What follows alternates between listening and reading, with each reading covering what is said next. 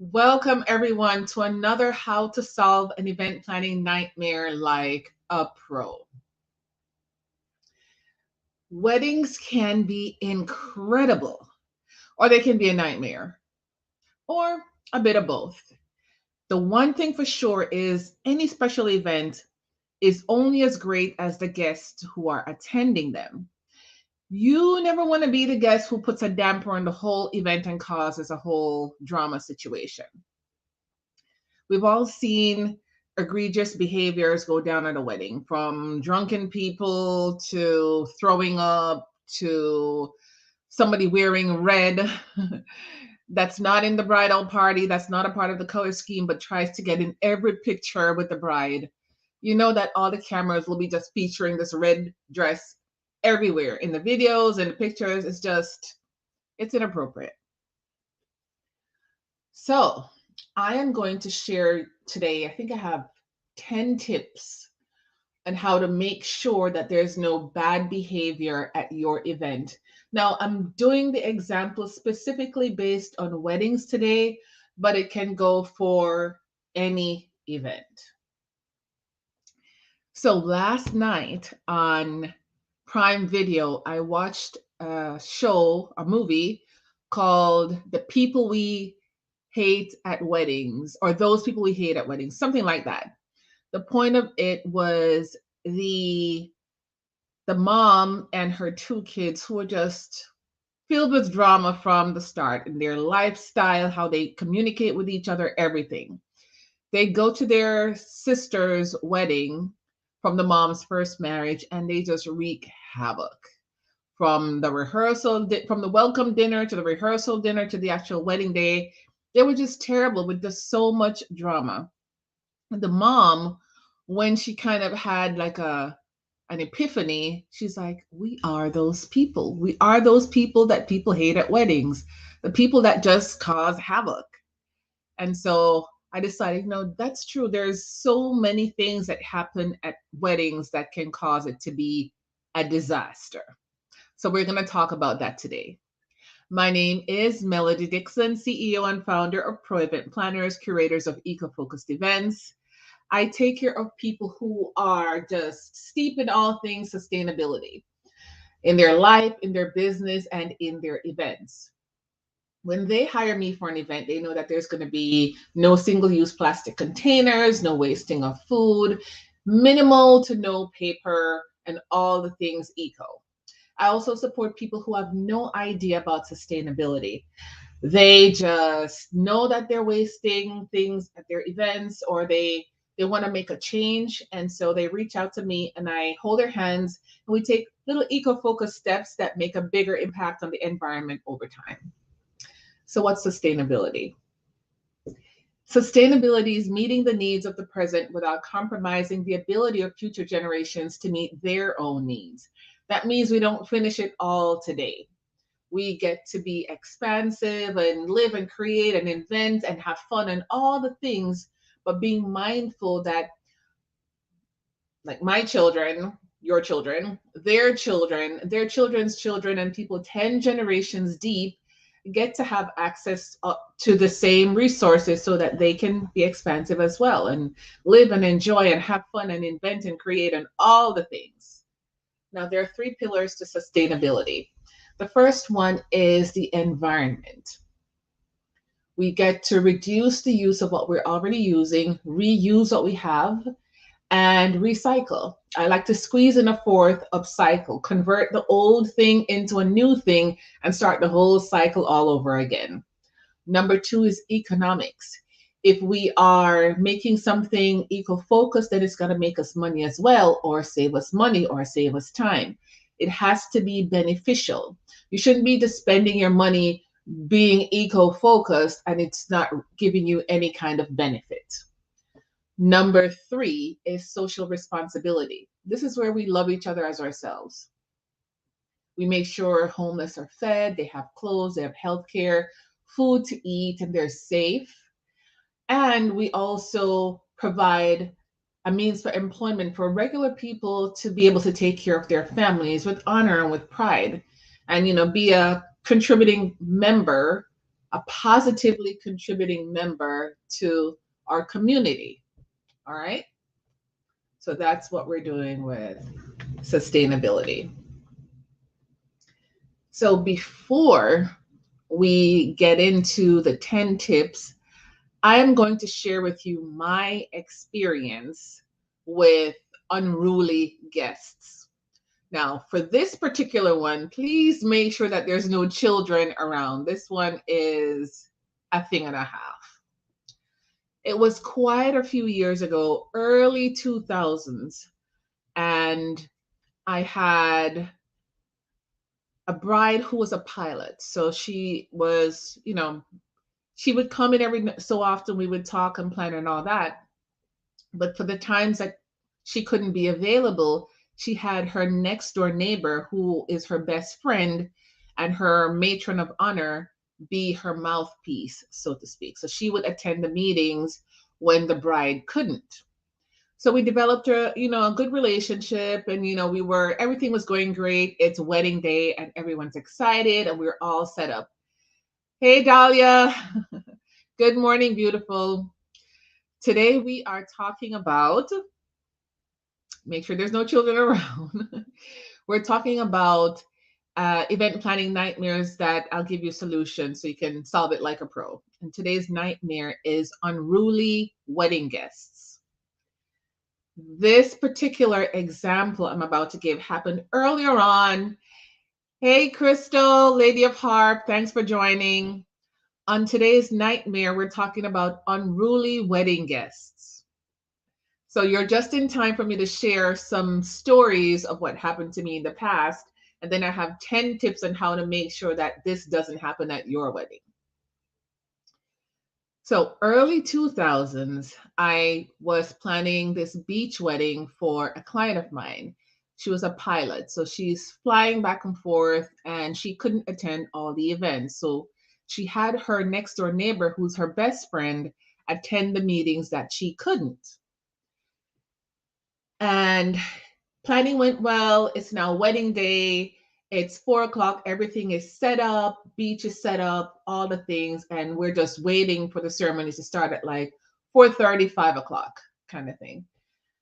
And so the matron of honor comes up to the ballroom as the guests are going out to the sand to sit on the chairs and look at the ocean and the arch and the whole beautifulness of it all. The matron of honor comes into the ballroom where I was, and she's like, Melody, everything looks wonderful. Oh my God, you're so awesome. All the things. But her speech was already slurring. I'm like, oh God. She's like, before it starts, let's have a drink together. And I'm like, no, I'm still on the job. I don't want to drink while I'm working because, I want to make sure that everything goes well and I have to stay focused. She's like, that's okay. I'll have yours. And she's like, sucks it back. I'm like, oh God. So I already knew this lady was going to be off the chain. So I, took her down to the beach, lined everyone up. She made it down the aisle. She did her thing. Ceremony went off without a hitch. Now comes cocktail hour. She's already drinking liquor from 4 o'clock. We're now at 6 and she is just slurring and slobbering.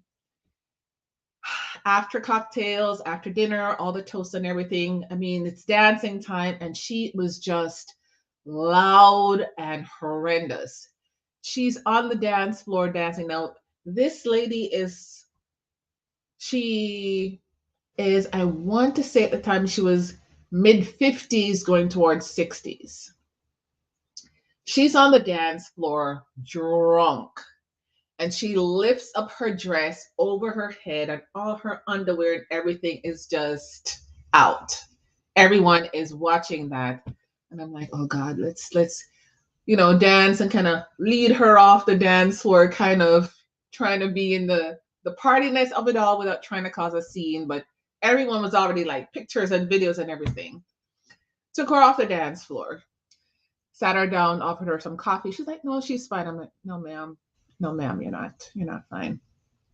She goes over to the bar with one of the bridesmaids and she's talking with the bartender. And This guy, very polite, very respectful guy. He's from Israel, and he has a thick accent and all that. And she was kind of being trying to be flirtatious. Him being a bartender, he understand that with drinks and social atmospheres that happens. So he was polite and he wasn't really leading her on or anything.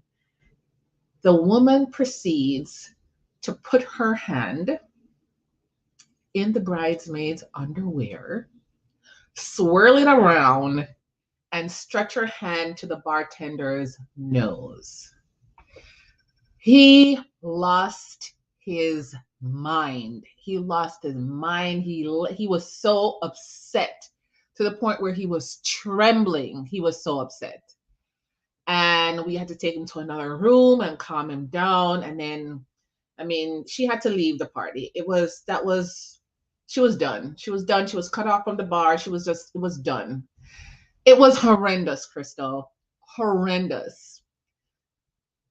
That Monday, he came to me with the restaurant manager and the general manager, and we had a talk, and I had to go back to it was just, he was so mad because in his culture, that's not ever a thing that's ever done. Crystal says that is beyond abusive. It was. That was the worst and only time that has ever happened. It was terrible. And I think that the bride knows her friend. If somebody's your best friend, you know how they get when they get alcohol in them. And if it's a social atmosphere and you know that they have no control, and especially if they're vulgar and abusive, you for sure should not have put them in that position where they're matron of honor. And, just she just ran the place until we threw her out. But we didn't want to have to, but that was the last straw. So that's craziness number one. The other scenario, let's see, Crystal says, I had drunk clients once, but he knew that he was out of line and compensated me for it. The family also apologized to me. Yeah, I mean, the bride apologized. The bride and groom. The groom was a biker, a very cool guy. And the bride was also a biker, but I saw the groom and the matron of honor more than I saw the bride. And they apologized and all that, but the, the crime was already committed. And it was terrible. A not so crazy scenario again was when there are divorced couples and their child is getting married. Yeah, Crystal was like, but it was nothing like that. That poor bartender, yeah, he was trembling. Yeah, nothing will make that better, Crystal says. Yeah, like there's nothing that I could say or do. I mean, the guy, he was, I don't know. I mean, he was beyond. We gave him the day off. We just so many things happened. It was just a horrendous experience. This next scenario this is also way back when gay marriages were not legal. And so I did one of the early ceremonies of the time. It was called a love ceremony. And two girls came into my office and they were saying that all the hotels on Hollywood Beach turned them away because they didn't want to be associated with that kind of a thing.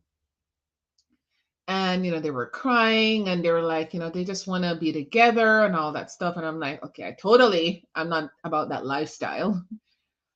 But I'm like, God's gonna judge, and that's up to them. And I can provide some ease and extend some kind of loving kindness to them in that respect. And they just wanted to have a celebration with their family.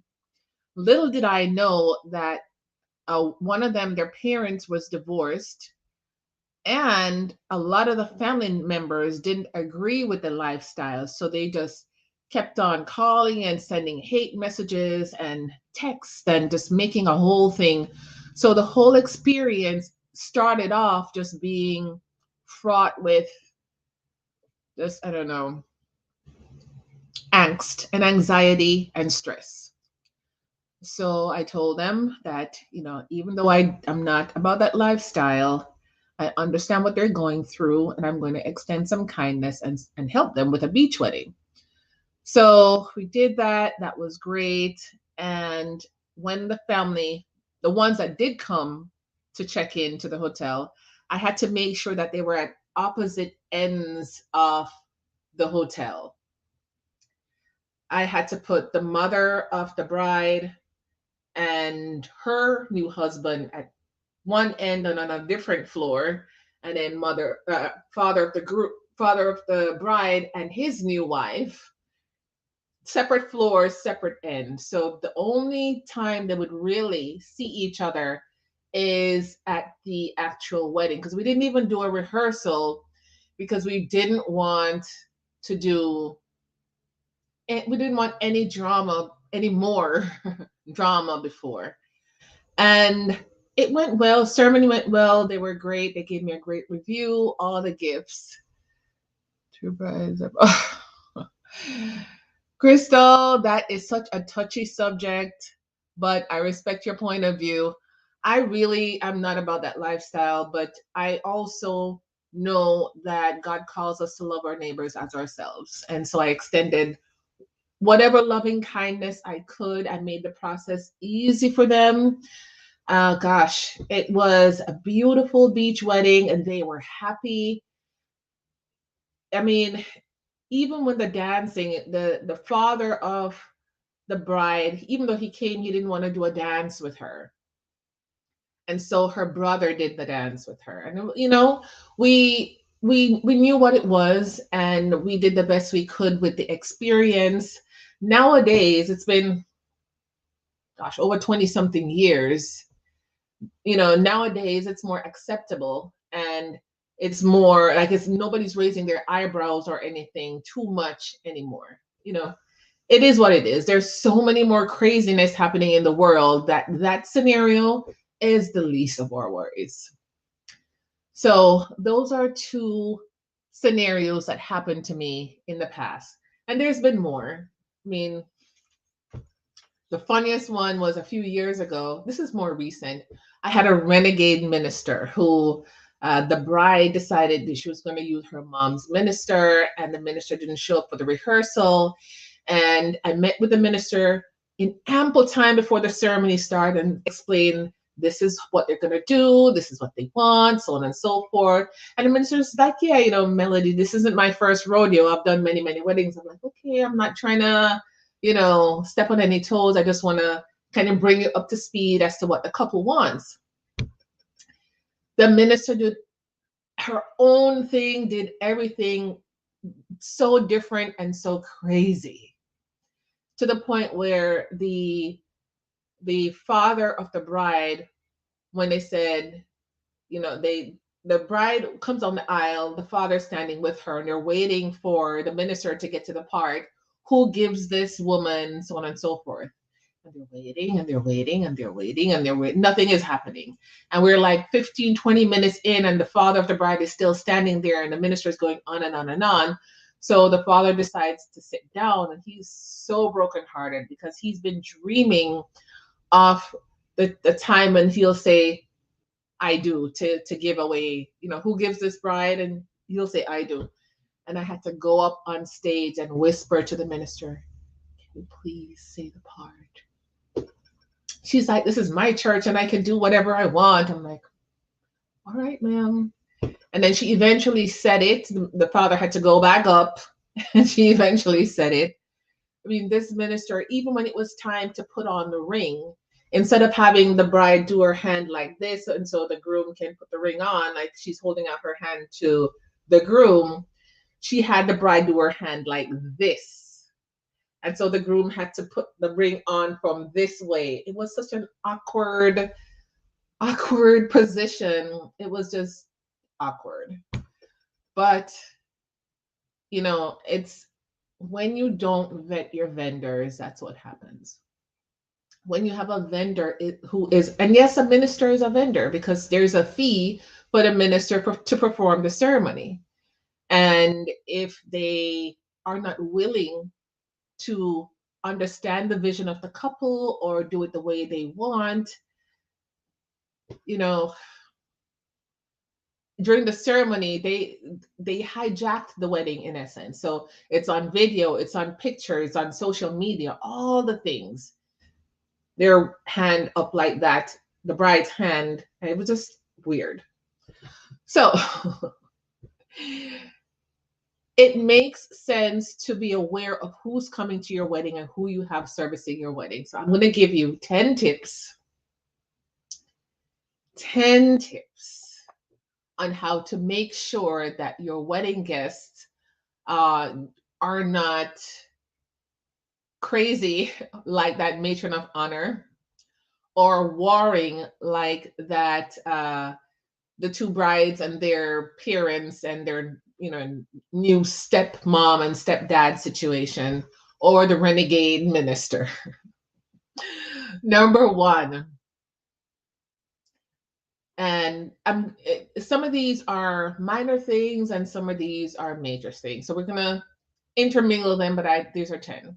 Number one, if a guest arrives more than an hour early, that's a problem. What does that do? That cuts into the time of fixing up last minute details. I typically have my weddings done hour and a half to an hour before the start because I want to have like do a TikTok, get some videos, get some pictures before the people arrive, all the things like that. And the videographer also wants video of the place empty but well decorated.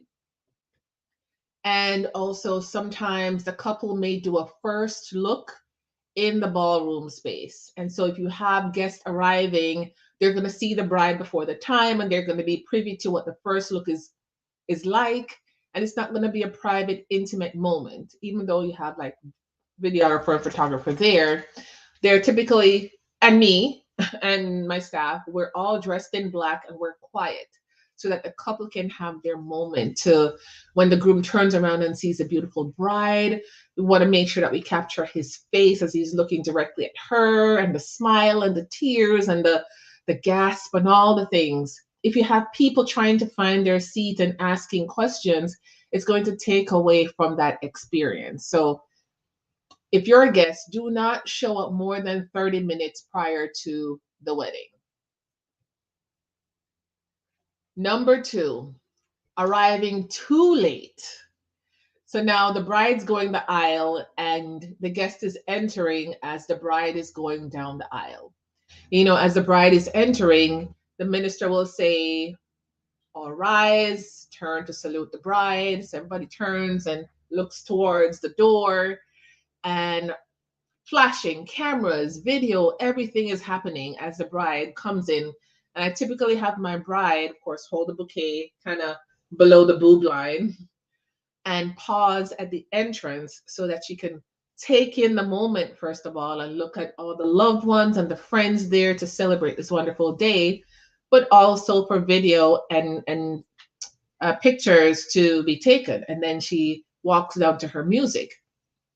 If she's there trying to do that and somebody's trying to get in and sneaks in somehow, if there are multiple entrances, they can be in the shot. So what I do to my staff is, once the bride enters, we have the doors closed and we have staff stationed outside.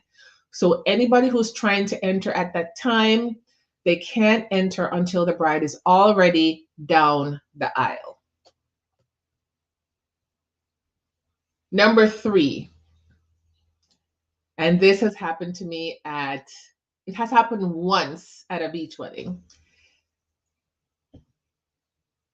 Somebody who hijacks the whole tray of hors d'oeuvres from the server.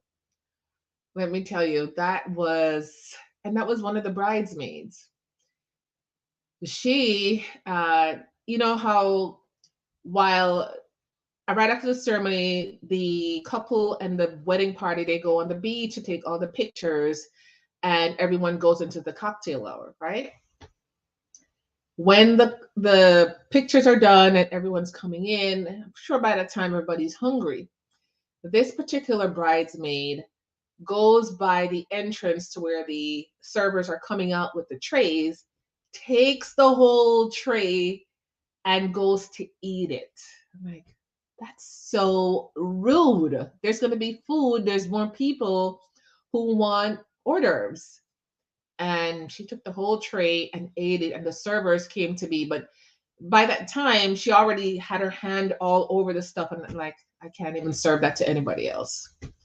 So if you are that person, stop. Don't do that anymore. But that I've never seen that happen before. Number 4, taking the full vase of flowers. Typically, at any event, uh, depending on the budget and if it's a corporate event, they may have objects as a centerpiece or they may have flowers. If they're flowers, it's not uncommon for people to be able to take the floral arrangements at the end of the event. And sometimes they may even announce it. If you see an elaborate container like tall trumpet vase and all the things, you can't take the whole thing with you. You can take the flowers and leave the container. I've seen people try to take the whole thing, and I let them know that if you take it, the containers are rented. And if it's missing or damaged, then the couple will be billed because they have to be replaced. So it's not a fun conversation, and I always have that conversation respectfully. Sometimes I may have some other inexpensive ways for the guests to take the flowers and not the glass container. I've even had my florist put the arrangement in a low, like if it's a low, like 10 or 12-inch arrangement, it's typically in like an acrylic low fishbowl kind of thing. Those are inexpensive, and then the people can take the whole thing. But if it's these large, elaborate things, that's not something that you can take from any event. So just only take the flowers, but leave the container. Number 5, getting too aggressive during the bouquet toss. Ugh, bouquet toss. Ah, there is, I think, I'm not sure if it's an old wives' tale or some kind of, what do you call it? I don't want to say fairy tale, but they believe that the person who catches the bouquet will be next to get married. And depending on the bridesmaid's desire to be next, they're seeing the decorations, they're seeing the joy, they're seeing the groom crying as his bride is coming down the aisle, and they're listening to the vows and how beautiful it would it be to have a man say that about me, or you know anything like that, and they're like, I want that, and so I have to catch this bouquet. They may get too aggressive and believe that that's the truth. It's not the truth. None of that's just an old wives' tale. There's no truth in that. It's just something symbolic. Not sure how it started. It's just a fun um, tradition. People enjoy it. It's fun. It's interesting, and they always play the single lady song. So don't get too aggressive. It's not that serious. You can reach up to catch it. If you catch it, you catch it. If not, you're not. That's not going to influence your ability to get married or not. So that's number 5. Number 6, switching your order at a plated dinner. When the couple is having a plated dinner, it costs more than a buffet, first of all, because you're having servers. It costs more on the labor side. So you have servers bringing out trays on trays and serving. So you need more people. You need a good one server per 25 guests. And If you decided to have the plated meal, it may be a split entree of something, or you may need to decide on fish, chicken, or beef and have a close number just to manage your budget. If they bring out the food to you and you're looking at the other plates around you and you like what somebody else has on their plate and you switch it last moment, when they bring the plate out to the table, when they take it back, they can't give it to somebody else because nobody else has ordered that stuff. Everybody else is taking what they've ordered. And so now that's a waste. That's food that the bride and groom have to pay for. So now they're bringing out something else. So they have to pay for that as well. So just be considerate. When you RSVP and you get your menu choice, stick to it. Number 8, do not get drunk and disorderly like that matron of honor in the story that I told you. That experience, it's like seared in my brain forever. So I now I cut people off earlier than I'm thinking, okay, there's some kind of wiggle room if somebody gets tipsy and is having a nice time and all that. But when they get belligerent and crazy like that, they're cut off and they're taken to another room and given coffee. I'm like, look, you're not going back in until you get yourself together. And I let them know that they don't want to ruin their friends or their relatives' wedding. And I give them the whole speech of it all. And then eventually they calm down and apologize and they're fine. I don't get it often, but there's a plan in place because that was so unexpected. So if you know that you can't manage your liquor, do not get drunk. Have 1 or 2 drinks and make sure you eat in between so that you don't get too drunk and throw up and all that. Number 9, do not ignore the dress code. If you're having a black tie wedding, you don't want to come in a sundress. Or if it's a beach wedding, you don't want to come in a ball gown and be in heels and then having people have to help you lift your dress up as you go on the sand and the whole thing.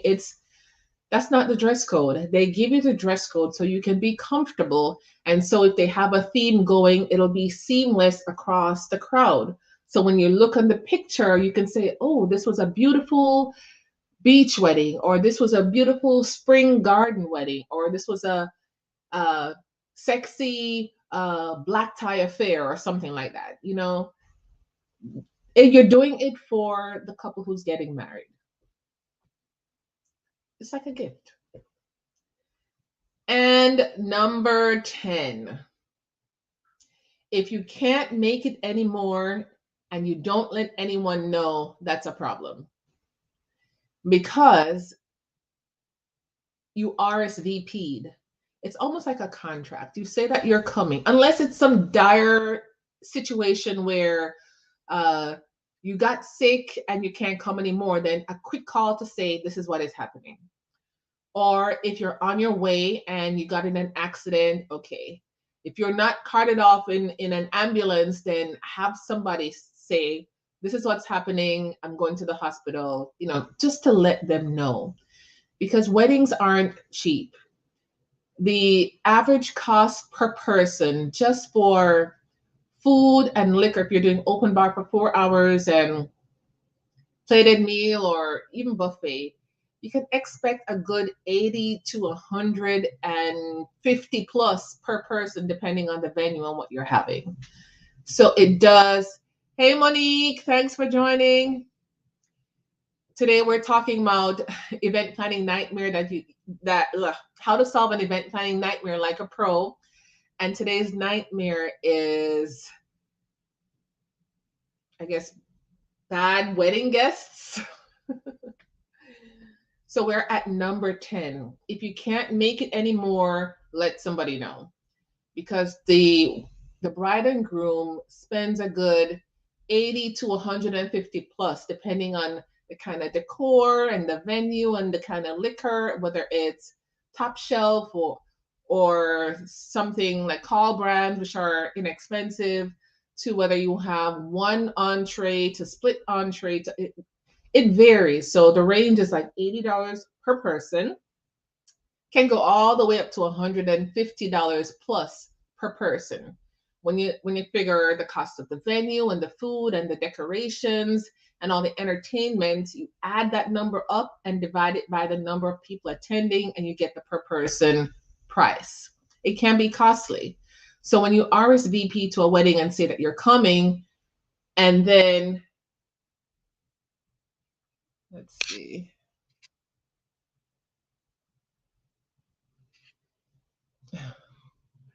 I was getting a call in the midst of the live. Okay, great. You're costing the couple money. And actually, there was something on the news not too long ago. This couple, I'm not sure what state they're from. I don't know if y'all remember it. This couple posted that they were mad that a couple of people decided not to show up at their wedding that they already paid for. They paid for these people to come, and it was a good couple $100 that they lost, and they wanted to send the people who didn't show up an invoice. It was all over social media, and it was even on the news. And from my perspective, I know what it costs to do a wedding and what couples go through when they're trying to put this together.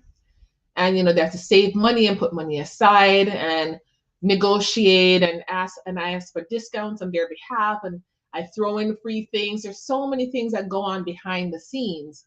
So when you get an invite to a wedding and you don't show up, it's disrespectful, it's hurtful to the couple, and it costs them money that they could have otherwise used to do something else, or invite somebody else that they crossed off their guest list in the first place. Now, managing unruly guests is a lot. From the crazy bride, Monique, you missed the story of this matron of honor who was so drunk. And this lady's in her like mid 50s, early 60s. She was so drunk that she lifted her dress all up above her head on the dance floor in the middle of the wedding. And here's the worst part. She took one of the bridesmaids to the bar, and they were talking with the bartender, and then she suddenly put her hand in the bridesmaid's underwear, swirled it around, and put it under the bartender's nose. That was the worst I've ever seen, and he lost his mind. So if you don't want to manage people like that, I'm going to recommend that you know who you're inviting. If you're close to them and you're inviting them, know how they are with liquor, and don't invite them. Or if you do invite them, have a conversation like, look, I know how you get with liquor. Please only have 2 drinks tonight, because I don't want any scenes or anything like that, or any abuse. Crystal from Lady of Harb said what the matron of honor did to the bartender was, in essence, abuse. So if you don't want any of that, know who you're inviting. And if you know someone has no self-control, do not invite them. What I can do for you is manage all the things, from making sure the bartenders are tip certified to cut people off early. And even if they're not getting drinks, but they're unruly in their behavior, like this matron of honor, have a space set aside to bring them, get them some coffee and some water, have them wash their face and gather themselves together so that they don't cause a scene. You don't want to be bothered with all of that. As your wedding planner, I'll be managing all of that myself and my team. And we have no problems cutting people off. My bartenders have no problems cutting people off or escorting people out, no matter who they are. And you shouldn't have to be bothered with all that. In the link in my bio for Instagram and for YouTube, in the description of this live, is the link to my pro event package. It's also the same as my complete wedding package. We manage all of that for you, from finding the venue, creating the theme, managing the the budget, getting all the right vendors, all the professional vendors that's been vetted, unlike that unruly minister I told you about. Yeah. Not none of the people I use do that. They're professionals and they know the value of presenting themselves well because they can book events from the wedding that they're doing. People will ask for their cards and book them for future events. So if you're a professional, uh, you act accordingly. If you're not professional, then you're like the renegade minister that was just crazy. All right. So the link is in the bio for Instagram. The link is in the description of this live for YouTube. Click it, learn more. If the information there doesn't fall within the lines of what you want, connect with me. My name is Melody Dixon, CEO and founder of Pro Event Planners, curators of eco-focused events. My email address is info@myproeventplanners. Let's jump on a call to kind of discern what your needs are, and I'll create a package just for you and your events. All right. Also, if you have any questions on what you can do and tips and all that, I'll also post these tips in the description for YouTube. And I will share this to my Facebook page so you can see all the 10 tips listed and kind of save it, screenshot it, save it till you need to use it again. So valuable. All right. Thank you so much for joining me today. And I will see you on tomorrow's live.